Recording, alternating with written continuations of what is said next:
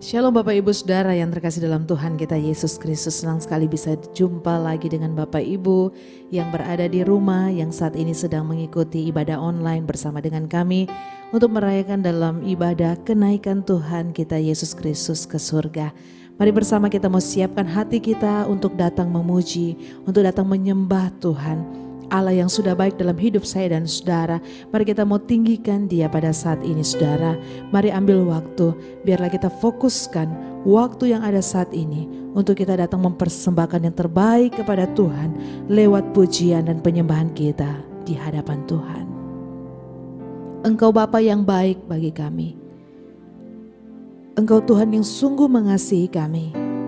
Kami bersyukur Tuhan, hari ini kami boleh kembali ada di hadirat Tuhan, bersekutu bersama dengan Tuhan dalam persekutuan yang indah. Terima kasih Yesus, kami mau menaikkan segala ucapan syukur kami di hadirat-Mu Tuhan. Berkati kami, berkati setiap Bapak Ibu jemaat Tuhan yang berada di rumah yang juga sedang menyaksikan, mengikuti ibadah online pada saat ini bersama dengan kami. Kami percaya hadirat-Mu juga ada bersama dengan kami. Terima kasih Tuhan. Sungguh ajaib Engkau buat kami Tuhan. Ajaib sungguh anugerah-Mu menyelamatkanku, pulihkan hidupku, nyata besar kuasa. Layakan ku menyembah-Mu, sungguh ajaib Tuhan. Ajaib sungguh anugerah-Mu menyelamatkanku, pulihkan hidupku, nyata besar kuasa-Mu, layakan ku menyembah-Mu. Terima kasih Yesus, terima kasih Yesus buat kasih-Mu. Kau datang hampiri diriku, Kau tarik hidupku ke tahta-Mu, tuh kemuliaan kekal. Ini ucapan syukur kami Tuhan, sungguh ajaib bagi kami. Ajaib sungguh anugerah-Mu menyelamatkanku dan pulihkan hidupku, nyata besar kuasa-Mu, layakan ku menyembah-Mu. Mari katakan di hadapan Tuhan, terima kasih Yesus buat kasih-Mu. Kau datang hampiri diriku, Kau tarik hidupku ke tahta-Mu, tuh kemuliaan kekal. Terima kasih Tuhan, terima kasih Yesus buat kasih-Mu. Kau datang hampiri diriku, Kau tarik hidupku ke tahta-Mu, tuh kemuliaan kekal. Terima kasih Yesus, terima kasih Yesus buat kasih-Mu. Kau datang hampiri diriku, Kau tarik hidupku ke tahta-Mu untuk kemuliaan kekal. Sembah Tuhan, sembah Tuhan. Mari bersyukur di hadirat Tuhan. Mari buka hatimu lebih lagi saudara untuk Tuhan. Bawa penyembahanmu yang terbaik di hadirat Tuhan. Kami sembah Engkau Allah yang baik. Kami menyembah-Mu Tuhan. Bahwasanya kasih setiamu untuk selamanya. Oh, kami sembah Tuhan. Terpujilah Engkau Tuhan.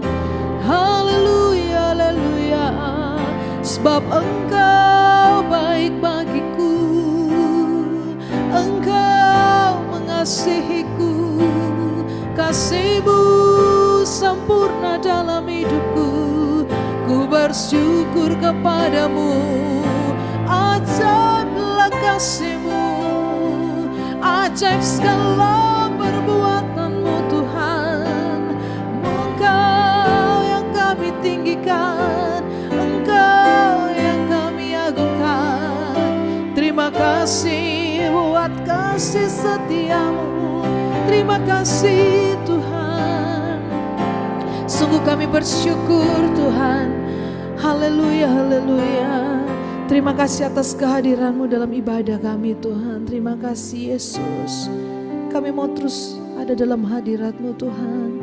Mengalir bersama-Mu, mengalir di dalam hadirat-Mu Tuhan. Terpujilah Engkau. Sekarang ku memuji-Mu, Allah yang setia, yang tak pernah meninggalkan. Perbuatan tangan-Mu, sekarang ku menyembah-Mu, Allah yang mulia.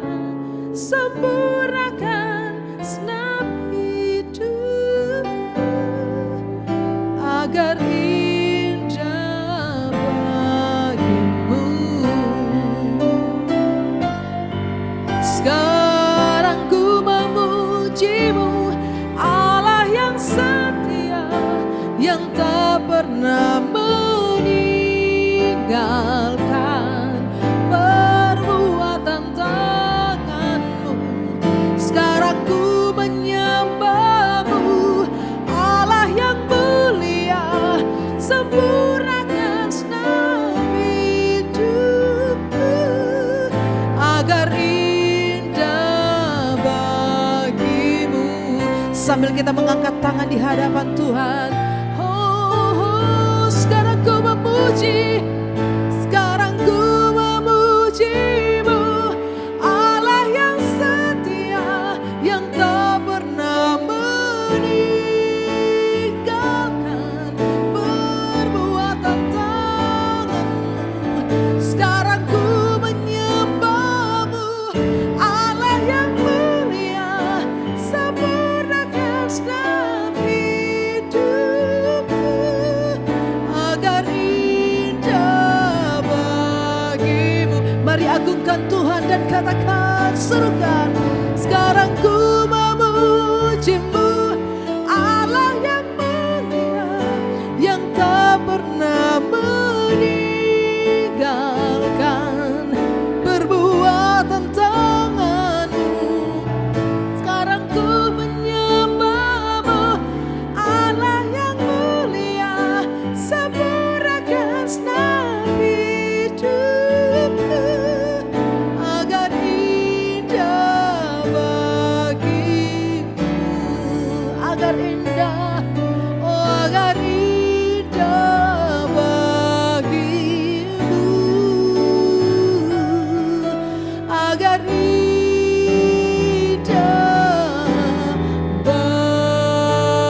bagi-Mu. Sorak kemuliaan hanya bagi-Mu Tuhan. Haleluya, haleluya.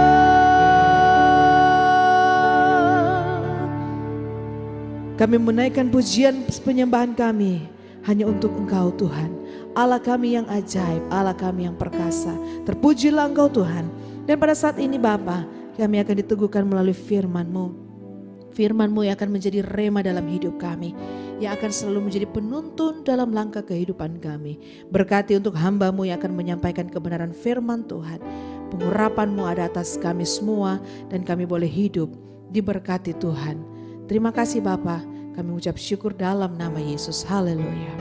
Amin. Bapak Ibu Saudara yang ada di rumah, bersama-sama kita akan mendengarkan kebenaran firman Tuhan yang akan disampaikan oleh Pastor Rofli Lim. Selamat pagi Bapak Ibu Saudara, Shalom. Apa kabarnya? Saya percaya kita semua dalam keadaan baik, dalam keadaan sehat-sehat. Semua karena perlindungan Tuhan. Katakan amin. Baik Bapak Ibu Saudara, hari ini adalah hari kenaikan Yesus ke surga. Umat-umat Tuhan sedang beribadah kepada Tuhan untuk memperingati sebuah peristiwa yang luar biasa, yaitu hari kenaikan Yesus ke surga. Hari kenaikan Yesus ke surga merupakan satu paket dalam karya penyelamatan Kristus. Ada hari kelahiran, ada hari kematian, kemudian ada hari kebangkitan, dan hari kenaikan hari ini. Dan yang kemudian nanti 10 hari setelah kenaikan ada hari pencurahan Roh Kudus. Dan yang paling terakhir nanti adalah hari kedatangan Tuhan kita Yesus Kristus. Nah, memang tidak banyak orang yang begitu mengingat tentang peristiwa kenaikan, atau sebagian orang menganggap kurang penting. Tapi bagi kita ini termasuk karya peristiwa agung yang sangat penting yang harus kita rayakan setiap tahunnya. Saya hanya berpikir, ini menurut saya aja, mengapa hari kenaikan ini kurang penting? Karena saya merenung-renung, hari kenaikan ini gak punya istilah lain seperti hari-hari yang lain. Misalnya kalau hari kelahiran itu ada hari Natal disebutnya. Kemudian kalau hari kematian itu disebut Jumat Agung. Dan hari kebangkitan kita merayakan Paskah. Kemudian pencurahan Roh Kudus itu kita sebut dengan Pentakosta. Rasanya gak ada kata yang dipakai pengganti dari hari kenaikan. Tapi yang pasti sekali lagi hari kenaikan Yesus ke surga itu merupakan peristiwa penting. Yang setuju katakan amin. Nah, Bapak Ibu Saudara, kita tahu bahwa hari kenaikan Yesus ke surga itu punya tujuan, punya maksud. Tujuan Yesus naik ke surga yang pertama, membuktikan bahwa Yesus adalah Tuhan. Membuktikan bahwa Yesus adalah Tuhan.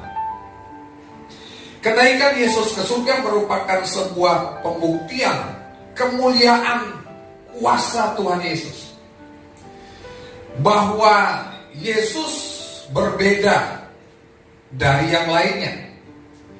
Ada orang-orang memang yang pernah mengalami mujizat bangkit dari antara orang mati, tapi kemudian orang itu mati kembali. Tapi berbeda dengan Yesus ketika dia bangkit, dan setelah dia menampakkan diri kepada murid-muridnya selama 40 hari, maka kemudian dia gak mati, tapi dia naik ke surga. Ini membuktikan bahwa Yesus Kristus adalah Tuhan. Dia datang dari surga dan dia sekarang kembali ke surga. Itu tujuan kenaikan Yesus ke surga yang pertama. Yang kedua, untuk menyediakan tempat bagi kita. Ini sebuah kabar sukacita, ini sebuah kabar gembira bagi orang yang percaya kepada Tuhan. Karena tempat kita yang sesungguhnya itu bukan di bumi ini, tapi di surga. Yang setuju katakan amin. Kita percaya bahwa tempat kita yang sesungguhnya itu di surga bersama dengan Tuhan. Di dalam Yohanes pasal 14 ayat yang kedua, Yesus berkata demikian, di rumah Bapakku banyak tempat tinggal.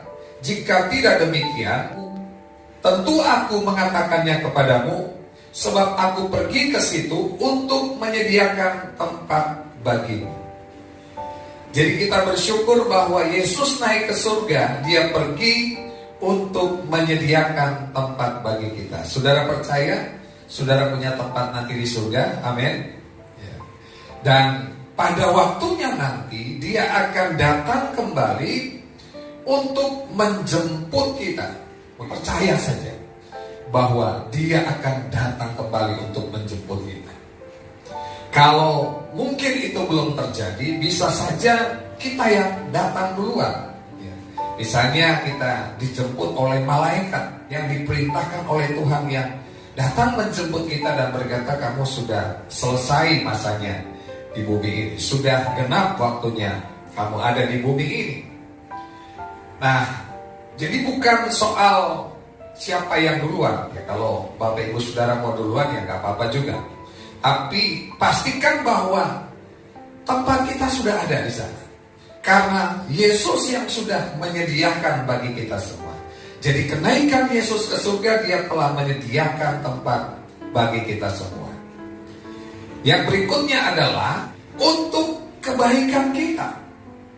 Dalam Yohanes 16 ayat yang ke-7, Yesus berkata demikian, namun benar yang kukatakan ini kepadamu adalah lebih berguna bagi kamu jika aku pergi. Sebab jikalau aku tidak pergi, penghibur itu tidak akan datang kepadamu. Tetapi jikalau aku pergi, aku akan mengutus dia kepadamu. Jadi ternyata bahwa kenaikan Yesus ke surga punya tujuan untuk kebaikan kita. Kebaikannya di mana? Alkitab dengan jelas berkata bahwa supaya ada penghibur yang dikirim, supaya ada penghibur yang diutus. Sebab kalau Yesus nggak naik ke surga, maka penghibur itu tidak akan datang kepada kita. Nah, itu sebabnya hari ini kita percaya bahwa penghibur itu sudah ada bersama-sama dengan kita. Yang percaya merasakan penghibur itu ada, katakan amin. Amin. Apa pesan penting sebelum Yesus naik ke surga? Apa yang dia sampaikan kepada murid-muridnya? Biasanya orang ketika mau meninggal misalnya, ada pesan-pesan terakhir yang dia sampaikan. Dan pesan-pesan itu pasti sangat penting. Nah, Yesus pun ketika dia akan naik ke surga, ada pesan-pesan penting yang dia sampaikan kepada murid-muridnya. Dan pesan itu juga berlaku bagi setiap orang yang percaya kepada Tuhan. Mari kita melihat bersama-sama di dalam Kisah Rasul pasal 1 ayat 6 hingga ayat yang ke-9. Kisah Rasul 1 ayat 6 hingga ayat yang ke-9. Maka bertanyalah mereka yang berkumpul di situ, Tuhan, maukah engkau pada masa ini memulihkan kerajaan bagi Israel? Jawabnya, engkau tidak perlu mengetahui masa dan waktu yang ditetapkan Bapa sendiri menurut kuasanya. Tetapi kamu akan menerima kuasa kalau Roh Kudus turun ke atas kamu, dan kamu akan menjadi saksiku di Yerusalem dan di seluruh Yudea dan Samaria dan sampai ke ujung bumi. Sesudah ia mengatakan demikian, terangkatlah ia disaksikan oleh mereka, dan awan menutupnya dari pandangan mereka. Pada saat kita memperingati hari kenaikan Tuhan kita, Yesus Kristus ke surga, maka pesan itu juga berlaku bagi kita. Dan pesan itu diinginkan, sangat diinginkan Yesus supaya kita percaya dan melakukannya. Nah, apa pesan penting yang Yesus sampaikan kepada murid-muridnya dan hari ini kepada kita semua? Pesan penting itu adalah supaya kita memiliki pola pikir seperti pola pikirnya Tuhan. Kisah 1 ayat 6 tadi berkata, Maka bertanyalah mereka yang berkumpul di situ, Tuhan, maukah engkau pada masa ini memulihkan kerajaan bagi Israel? Pertanyaan murid-murid ini mencerminkan pola pikir para murid yang sekalipun mereka sudah mengikut Yesus selama 3,5 tahun ketika masa pelayanan Yesus, mereka sudah banyak belajar dari Yesus. Mereka sudah menyaksikan Yesus yang mati namun bangkit pada hari yang ketiga. Tapi kenyataannya mereka masih punya pola pikir yang salah. Apa pola pikir yang salah dari murid-murid itu? Yang pertama, dari pertanyaan itu mereka berpikir bahwa pelaku pelayanan di bumi ini adalah Yesus. Sehingga mereka bertanya dengan kalimat, Tuhan, maukah engkau pada masa ini memulihkan kerajaan bagi Israel? Padahal ketika masa 40 hari, bahkan sebelum masa 40 hari, Injil banyak menceritakan tentang khotbah-khotbah Yesus yang memberi penekanan, pengajaran-pengajaran Yesus yang memberi sebuah pemahaman bahwa Yesus datang bukan untuk terus-menerus menetap di bumi, tapi dia hanya datang untuk mencari menyelamatkan yang hilang, dibawa masuk, dipindahkan kepada kerajaannya yang sesungguhnya. Dia banyak berbicara tentang kerajaan Allah, bukan kerajaan di bumi. Tapi murid-murid ini menangkap sesuatu yang lain. Pola pikir mereka, pola pikir manusia, cara berpikir yang salah. Mereka terus berharap supaya Yesus yang memulihkan keadaan kerajaan Israel pada waktu itu. Padahal Yesus justru sudah memberi mandat. Yesus sudah memberi tugas kepada para murid, para rasul waktu itu, yang kita kenal dengan amanat agung. Mereka harus pergi memberitakan keselamatan kepada seluruh bangsa. Setiap murid harus mengabarkan Injil dengan cara kita menjadi saksi. Yesus menyebutkan itu di dalam Kisah Para Rasul 1 ayat yang ke-8. Kamu akan menerima kuasa kalau Roh Kudus turun ke atasmu, dan kamu akan menjadi saksi. Jadi yang menyelesaikan pelayanan itu bukan lagi Yesus, tapi kita.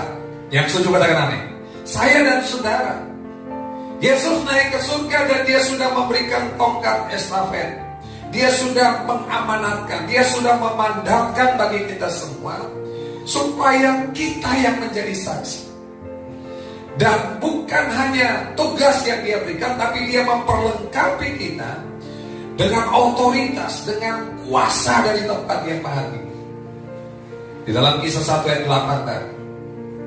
Nah, kemudian yang kedua, pola pikir yang salah daripada murid-murid ini adalah mereka berfokus pada pikiran tentang kerajaan yang sementara. Dari pertanyaan mereka, maka bertanyalah mereka yang berkumpul di situ, Tuhan, maukah engkau pada masa ini memulihkan kerajaan bagi Israel? Sebenarnya pertanyaan ini melenceng. Pertanyaan ini gak sinkron dengan apa yang Yesus sudah sampaikan sebelum peristiwa ini. Dia sudah menjelaskan bahwa dia akan naik ke surga dan ada Roh Kudus yang akan diutus. Jadi sebetulnya mereka nanya tapi gak nyambung dengan apa yang Yesus sampaikan. Pola pikir mereka berfokus pada kerajaan duniawi, bukan kerajaan yang disampaikan oleh Yesus terus-menerus. Pola pikir yang berfokus pada hal-hal yang sementara, dan itu dialami oleh banyak orang, termasuk kita mungkin hari-hari ini sedang mengalami hal-hal seperti itu. Kita berpikir, kita terfokus pada hal-hal yang duniawi, hal-hal yang sementara. Padahal yang sesungguhnya, tempat kita yang sesungguhnya itu di surga, bukan di bumi ini. Di kekekalan bersama dengan Yesus. Ini dibuktikan dengan kehidupan kita, ditunjukkan dengan cara hidup kita yang hanya berpikir tentang hal-hal yang sementara, sehingga kita tidak berusaha untuk melakukan hal-hal apa yang akan membawa kita, menuntun kita kepada kerajaan yang Tuhan janjikan itu, kepada kekekalan yang Tuhan sediakan bagi kita. Contoh misalnya, kita lebih suka menghabiskan waktu kita di depan televisi, bermain game, dan hobi-hobi yang lain ketimbang membaca firman Tuhan, berdoa, bersekutu dengan Tuhan. Kita mencari wajah Tuhan. Kita menginvestasikan waktu untuk hal-hal yang positif, hal-hal yang baik, hal-hal yang menyukakan hati Tuhan. Sehingga kemudian ketika murid-murid punya pola pikir seperti itu, Yesus menanggapinya dengan menjawab, engkau tidak perlu mengetahui masa dan waktu yang ditetapkan Bapa sendiri menurut kuasanya. Dengan kata lain, Yesus hendak berkata bahwa berfokuslah pada ketetapan Bapa. Berfokuslah pada rencana Tuhan. Berfokuslah pada hal-hal yang akan Tuhan sediakan pada kekekalan. Bapak Ibu Saudara, menghadapi COVID-19 ini, banyak orang yang memprediksi tentang kapan berakhirnya, termasuk para pakar, para ahli memberikan tenggang waktu. Ada yang berkata akhir Mei, ada yang bilang Juni, Juli, Agustus, September, Oktober, ada yang bilang akhir tahun, dan lain sebagainya. Tuhan gak pernah ngomong kapan ini akan berakhir. Sebab Tuhan tidak pernah berfokus atau berurusan pada hal-hal yang sebetulnya bukan menjadi fokus kita. Karena yang Dia inginkan adalah bagaimana kita berfokus kepada tentang kerajaan Allah, bukan kerajaan dunia. Karena Alkitab sudah menubuatkan bahwa masa-masa yang sukar akan terus kita alami.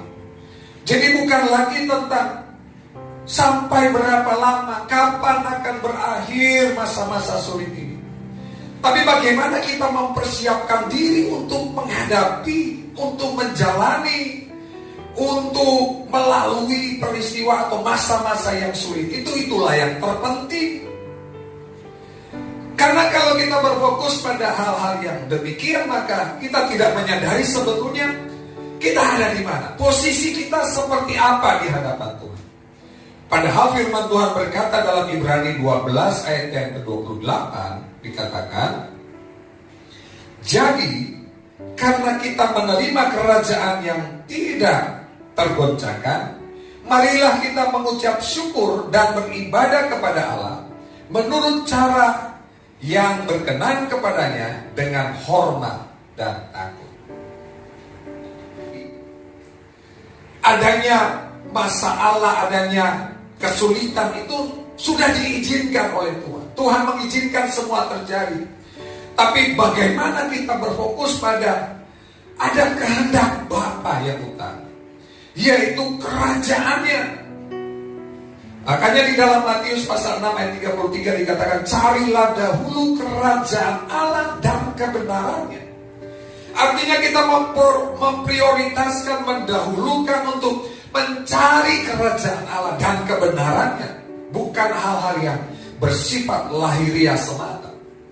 Bukan gak penting kita cari nafkah, bekerja dan lain sebagainya. Tapi fokus hidup kita adalah yang terutama untuk mencari kerajaan Allah. Yang setuju katakan amin. Masa sulit yang Tuhan izinkan, atau yang kita sering menyebutnya ini adalah masa karantina. Masa di mana kita stay at home, di rumah aja, gak kemana-mana. Ada hal-hal penting yang harusnya kita lakukan untuk membuat Tuhan senang, membuat Tuhan tersenyum. Dengan waktu yang lebih banyak di rumah, misalnya kalau orang yang bekerja di kantor diliburkan, kita harus punya waktu lebih banyak berdoa. Kita punya waktu lebih banyak menyembah Tuhan, menaikkan pujian.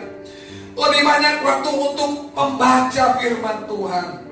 Lebih banyak waktu untuk duduk di kaki Tuhan, melakukan doa puasa, penyangkalan diri.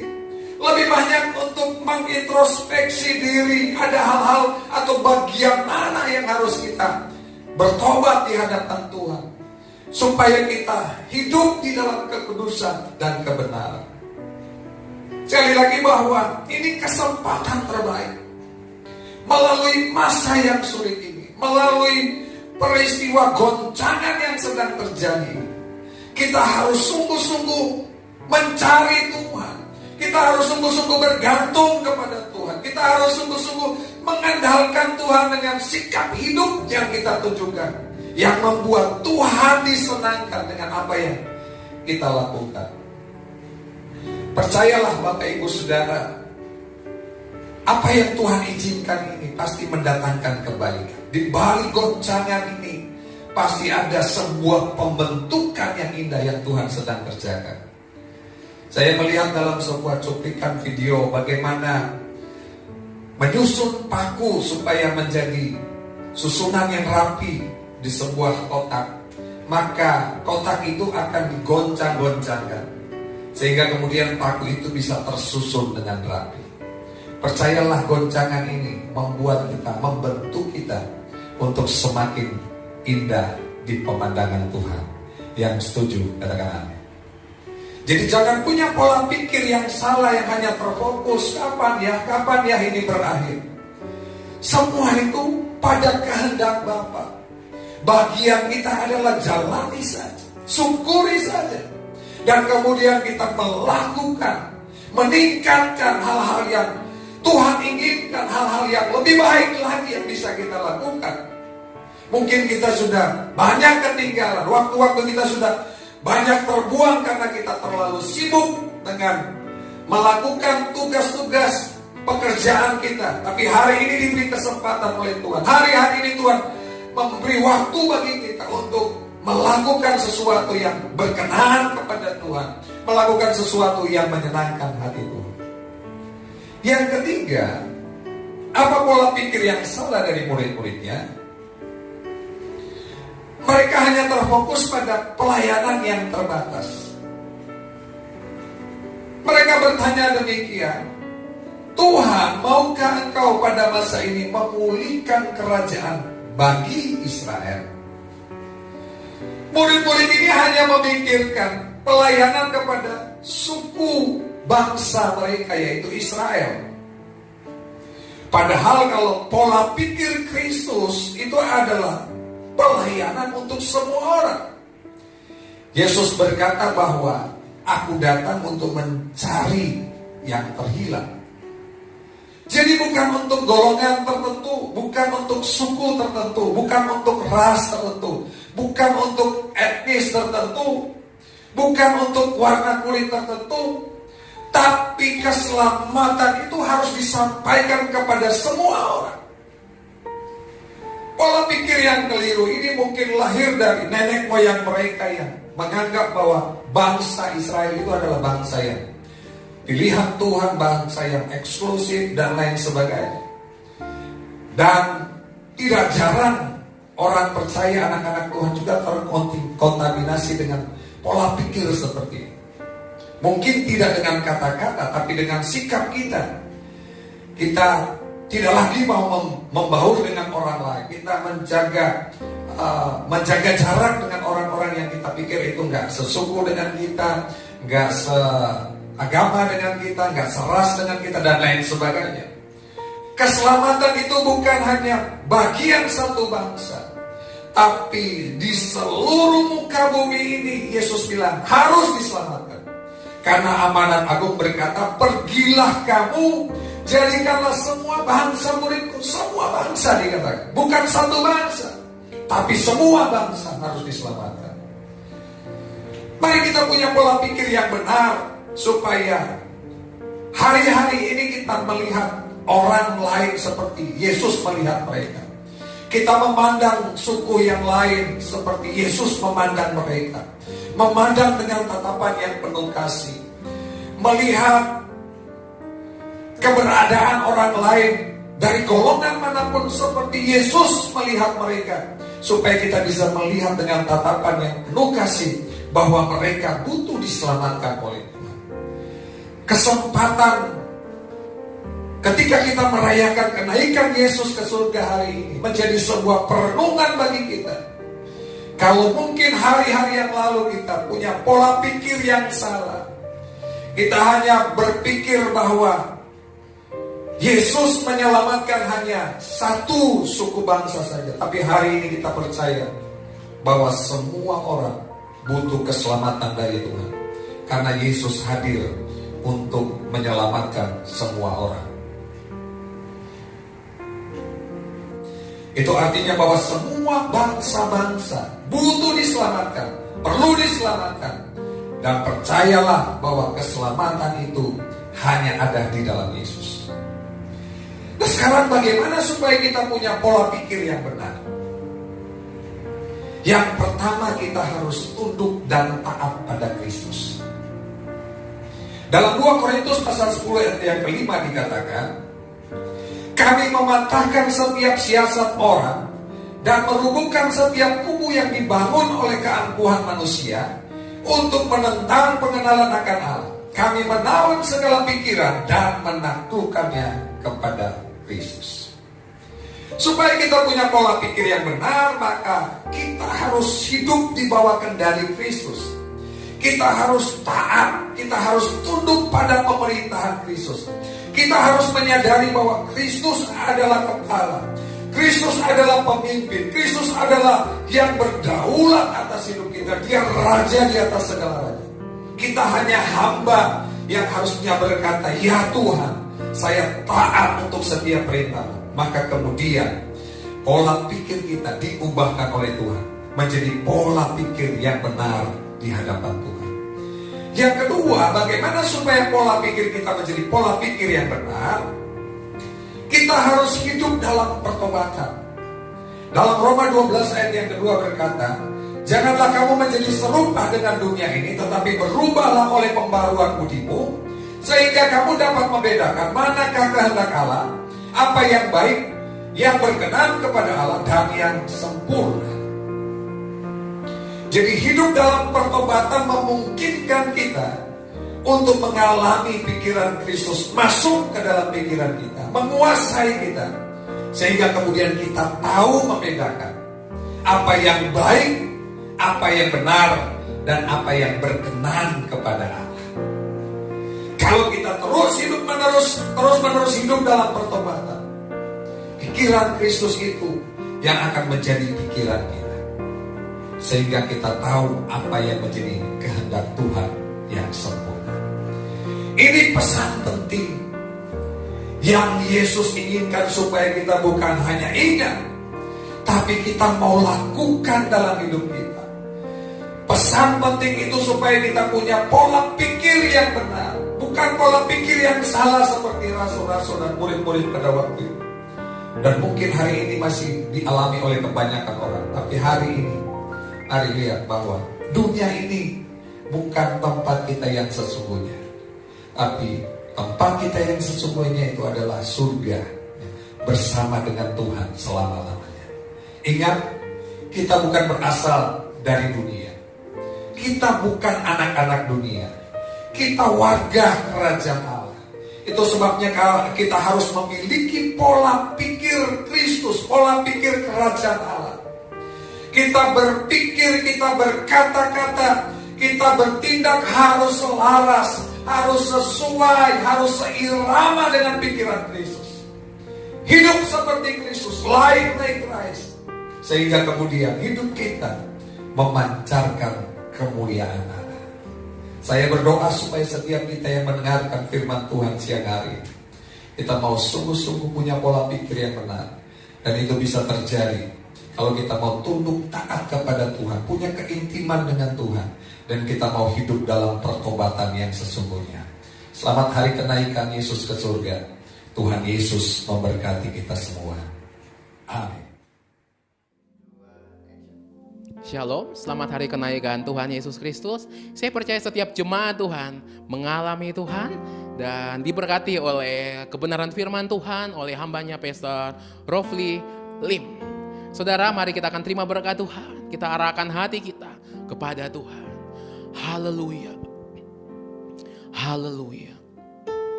Terima kasih Tuhan, terima kasih.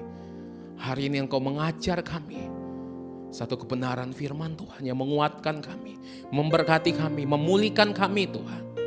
Dan lewat kenaikan Tuhan Yesus Kristus ke surga Tuhan, membuktikan bahwa Engkau menyediakan tempat bagi kami di surga Tuhan. Dalam nama Yesus, terima kasih Tuhan, terima kasih. Aku melepaskan berkat Tuhan untuk setiap jemaat-Mu Tuhan yang lagi beribadah secara online saat ini Tuhan, dalam nama Yesus. Berkat Tuhan turun atas mereka Tuhan. Apapun yang mereka kerjakan dengan kedua belah tangan mereka Tuhan yang buat berhasil. Jalan mereka akan tetap naik dan tidak akan pernah turun. Dan kami akan jadi kepala dan bukan ekor Tuhan. Terima kasih Tuhan. Kami diberkati oleh Tuhan. Segala pujian, syukur, kemuliaan hanya bagi Tuhan. Haleluya. Yang diberkati Tuhan, sama-sama dengan saya katakan, amin.